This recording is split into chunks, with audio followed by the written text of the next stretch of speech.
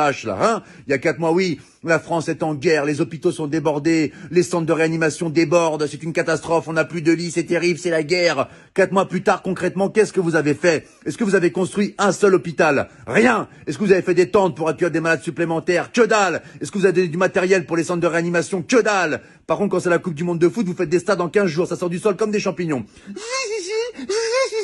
Les stades, ils les font en 3 semaines. En Chine, ils ont fait un hôpital en 10 jours. Nous, ça fait 4 mois, on n'a même pas des couvertures en plus. Un oreiller? Non plus. Bon, bah écoute, c'est super, hein, vive la France.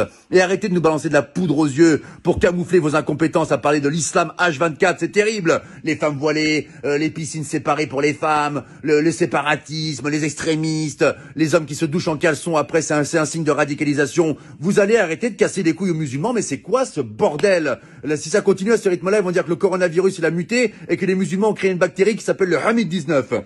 Nous sommes avec Jérémy qui a été infecté par le Hamid-19. Pouvez-vous nous raconter votre calvaire, Jérémy? Bah, ça a commencé par la barbe qui pousse toute seule, alors que je suis un berbe à la base, donc c'est un peu incohérent, vraiment. Et après, les premiers symptômes, j'ai dit des mots d'arabe en pleine nuit. Je me réveillais, Allahu Akbar!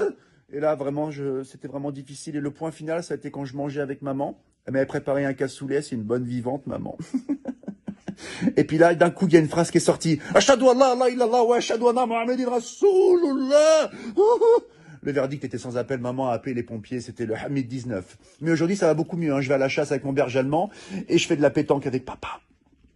Voilà, c'était Jérémy qui a été infecté par le Hamid-19. Laissez les musulmans tranquilles, c'est insupportable. On a l'impression qu'il y a que eux qui existent dans le monde, vous les massacrez H24. Là, je m'adresse au peuple de France. Il faut qu'on défende nos frères musulmans, ce sont des Français à part entière comme nous. C'est comme si on laissait un gamin à l'école se faire tabasser par 10 personnes et qu'on réagissait pas. Il faut qu'on les défende, d'accord? Les médias se servent d'une minorité pour salir une majorité. Ils leur cassent les couilles. La plupart des musulmans, ils sont en France, ils sont sans problème, on les entend jamais. Ils veulent une vie tranquille comme vous, comme moi, comme nous tous. Laissez les musulmans tranquilles. Et là, c'est pas un rebeu, c'est pas un Renoir qui vous parle. C'est un blond aux yeux bleus qui vient de Bretagne et qui t'emmerde, espèce de facho de merde. Ah oui, attention, j'ai fait du Krav Maga, moi je te nique ta